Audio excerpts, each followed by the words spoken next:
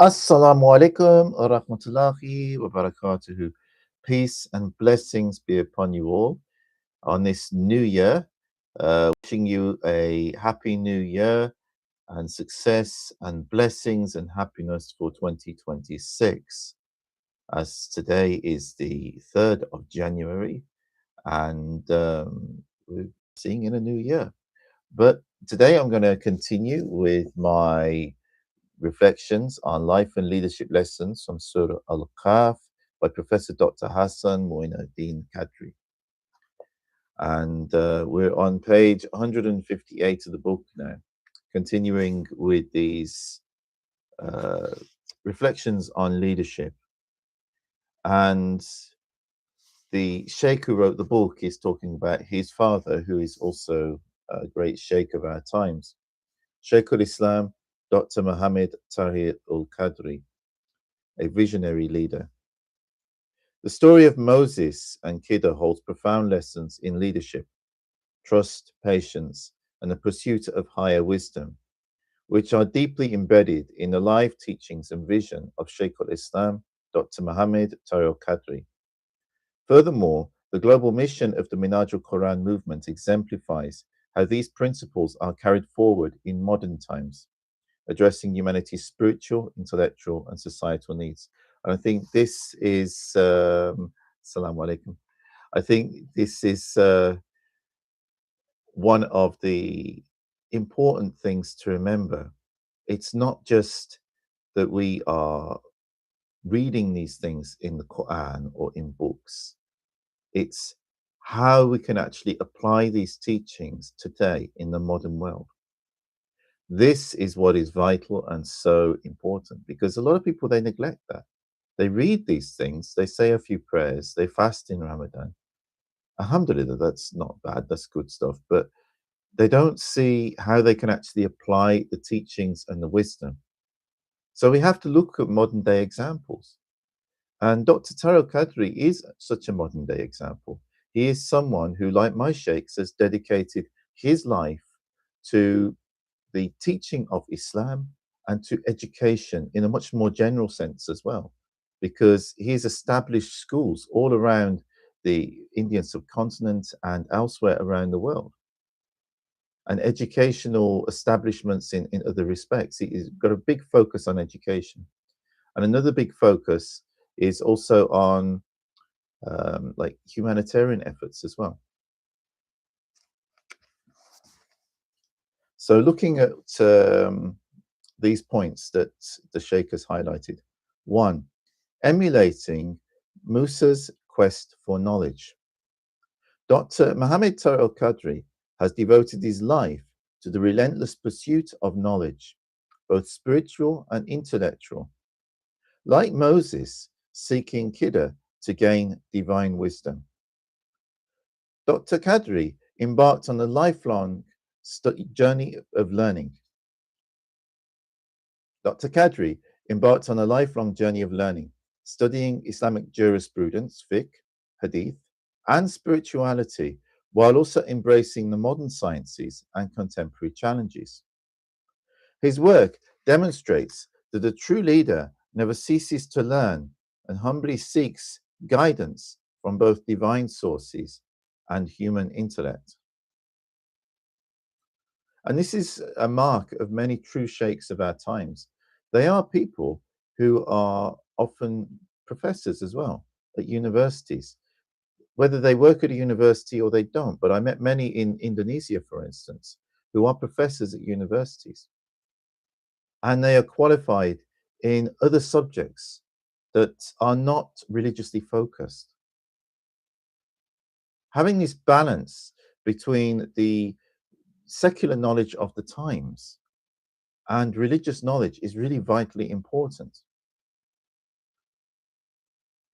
And as the professor says here, in practice, his vast scope of work, spanning thousands of lectures, books, and scholarly contributions, reflects a commitment to bridging the gap between traditional Islamic wisdom and contemporary needs. And as someone who has studied a number of Dr. Tahir-ul-Qadri's books, I can vouch for that. and they are valuable books to study. There's a lot of content in there which is really worth reading, learning, and understanding, and can benefit you in your appreciation and understanding of Islam and how Islam can be applied in the modern times. 2. Khidr's model of visionary leadership. Khidr's actions, often unconventional, yet rooted in long-term wisdom, mirror Dr. Qadri's bold and visionary approach to leadership, founding Minhaj al-Quran during a time when the Muslim world faced intellectual stagnation and ideological confusion, required foresight to create a movement that addressed spiritual, social, and educational needs on a global scale. In practice, Minhaj al-Quran focuses on projects that may not yield immediate results, but are intended for long-term impact, such as youth empowerment, women's education, interfaith harmony, and peace initiatives. And this is also something that we face in the modern times. There's a crisis of this, both within Muslim communities and increasingly even amongst wider society. Many people do not realize that there are things which you cannot see any short-term goal in, but which are vitally important for the overall well-being of their communities, their societies, their countries, and of humanity as a whole. If you cut them out, maybe in the short term, you won't even notice too much difference. But after a few decades, you will start to notice a difference. And these examples here, youth empowerment. I know where I live in the United Kingdom, there have been many local youth facilities that have been shut down that were there to enable young people to meet in a safe environment, to play sports, to learn certain things, and they were shut down. A few centralized ones were opened. And initially, maybe it was just seen as budget cuts. But we have seen the consequences of this as time has gone on. Because those youth facilities, those community centers were vital centers of the community. It's no different to if you have a community where you have a mosque that is actually used for multiple purposes, not only just for praying in. It's one of those true central mosques. And you start taking those out of the community. And they disappear. Maybe in the immediate term, you might not notice too much difference. If people have got other places to pray, they will pray and they'll get on with their lives. But within a couple of decades, you will notice there will be a lot of shortfalls within that community, a lot of problems, less community cohesion, less connection, less education. Another example here is women's education. This is something which has become quite a crisis in a number of communities around the world. And we know within certain parts of the Muslim world, I mean, it's no secret these days, that there has been an increase in patriarchy and a decline in women's rights and misogyny, which actually for Muslims is almost historically unprecedented, because Islam gave rights to women long before many Western countries did. Which just shows if you don't stay on the top of things, they will decline. Interfaith harmony. Again, this is something people think is a wishy-washy thing that, okay, well, it's not really necessary. But if people don't have understanding about other faiths, about other communities that they live side by side with, sometimes next door to, then misunderstandings will arise. People will start to listen to propaganda and people that are loudmouths from different communities who start saying the wrong things. And mistrust, misinformation spreads, suspicion spreads, which is why the Prophet, peace be upon him, himself warned against suspicion. This is a very dangerous thing. And this is why Shaykh-ul-Islam has highlighted interfaith harmony and why he's focused a lot on it, and why I've been working on that almost as long as I've been a Muslim, because for me, it went hand in hand with being a Muslim. And peace initiatives. Again, if you do not work for peace, people work for war. How much investment do people put in creating weapons of war, strategies of war?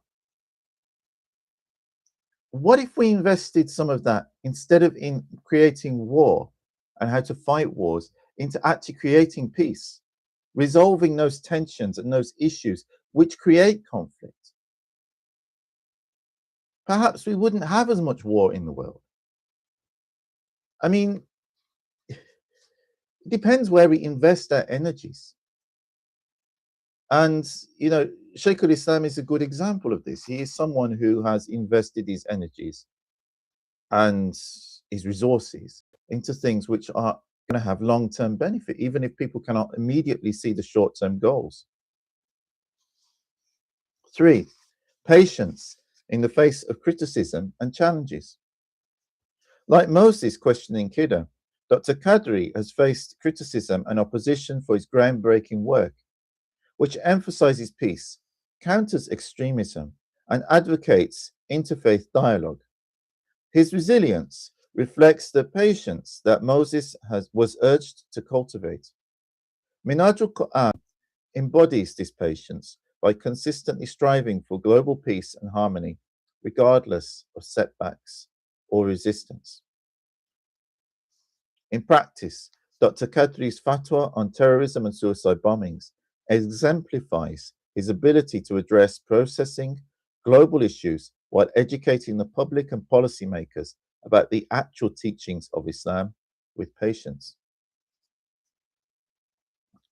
Of course, when you're dealing with things that a lot of people don't understand, and the more knowledge and understanding that a person has developed, they've learned, the more they understand the world, they're going to actually take actions which a lot of people are not going to understand, because it's actually requisite, a requirement to have a certain level of understanding and wisdom and knowledge in order to be able to act on those issues or to make any kind of decision upon them.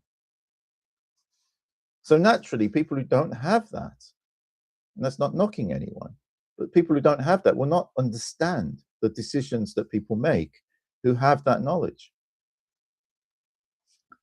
And for those who are working in those areas or training in difficult areas that involve policy, involve more responsibility and high levels of understanding of religion or other fields, you are going to face a lot of criticism.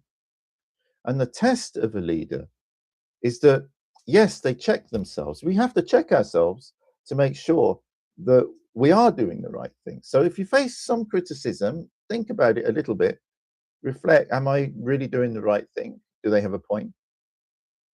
But if after that process you realize that, yes, I am doing the right thing, then you have to continue on that path and not back down in the face of criticism.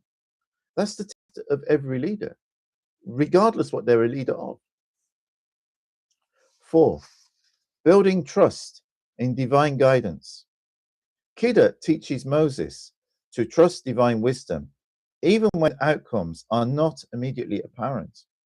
Similarly, Dr. Qadri's unwavering faith in his mission, despite the challenges, demonstrates a deep trust in divine guidance. Minhajul-Quran exemplifies this trust by focusing on long-term societal transformation rather than seeking immediate recognition. In practice, initiatives such as the establishment of Minhaj University and its educational programs for underprivileged communities demonstrate faith in the divine vision of creating a better society through knowledge and service. Again, any initiatives like that which have been set up, and Minhaj-ul-Quran is a model here, but it's one of a number of organizations that do similar work, and focusing on the underprivileged, focusing on serving those who do not have the resources to be able to move forward, and giving them the resources, giving them the education and the training in order to have better opportunities in life and to be able to make a more wholesome contribution to society.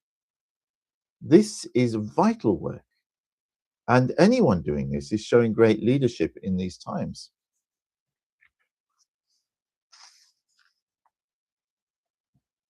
Five, ethical leadership and justice. Khidr's actions are grounded in ethics and justice, ensuring protection for the weak and vulnerable. Dr. Qadri's leadership style reflects these values, advocating for justice, transparency, and the welfare of marginalized groups. Minhaj al-Quran actively works to uplift those in need, ensuring that its efforts serve humanity universally. In practice, projects such as Agosh orphan care homes and humanitarian relief programs demonstrate the movement's commitment to ethical service. See, it's not just education, it's also, there are many things like this. I know that Minhaj Welfare Foundation, they helped during a tsunami that happened in Indonesia some years ago. And that's just but one example. I know they've been doing a lot of work in Africa in more recent years. 6, foresight and strategic vision. Just as Khidr's actions protected the poor fisherman's boat and safeguarded the orphan's inheritance, Dr. Qadri's vision is grounded in strategic foresight. He has focused on equipping future generations with the tools of spirituality, knowledge, and character to address global challenges.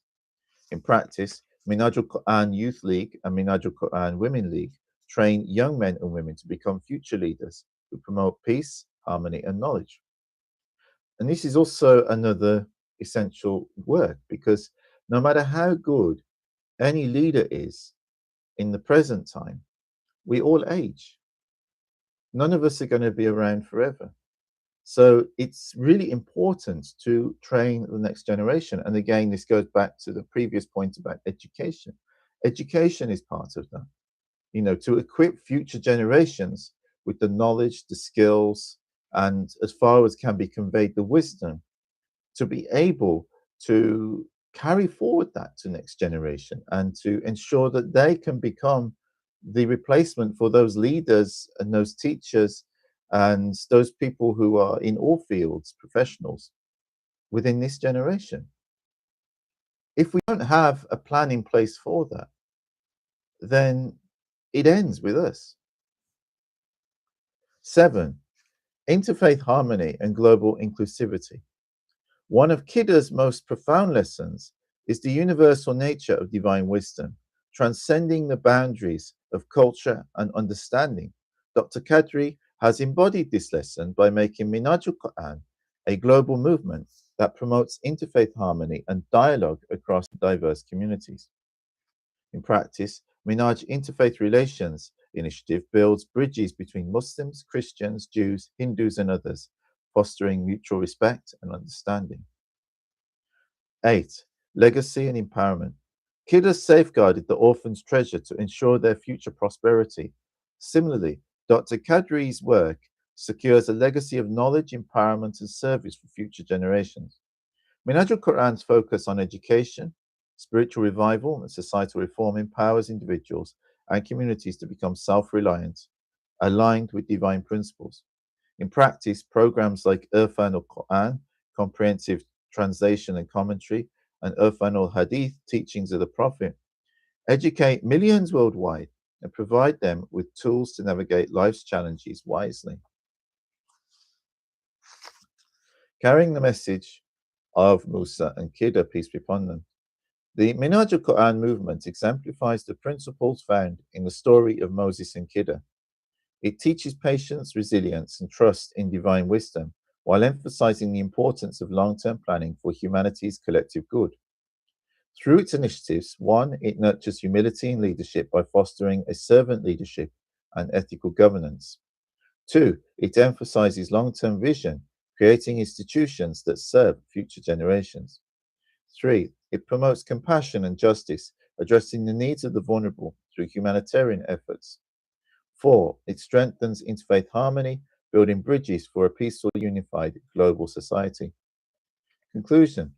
Shaykh-ul-Islam Dr Muhammad Tahir-ul-Qadri has successfully applied the timeless wisdom of Moses and Khidr to his personal life and leadership, creating a transformative global movement that embodies their principles. Minhaj al-Quran carries this legacy forward, serving as a beacon of hope, wisdom, and unity for all of humanity, regardless of race, religion, or geography. This mission echoes the profound truth of the story. Wisdom and leadership are not confined to immediate understanding, but are guided by a greater vision for humanity's collective good.